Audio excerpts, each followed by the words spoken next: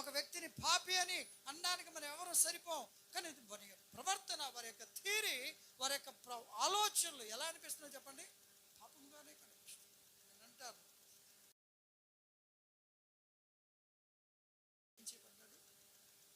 సిగ్గుపడ్డాడు.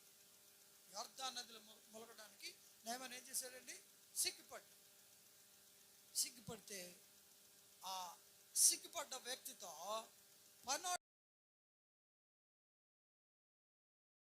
ఇదిగో నిన్ను గుడి కట్టమంటే కడదు, బడి కట్టమంటే కడదు, అమ్మా పొలం రాసమంటే ఇద్దు, బంగారం ఏమంటే ఇద్దు, వెండిమ్మంటే ఇద్దు.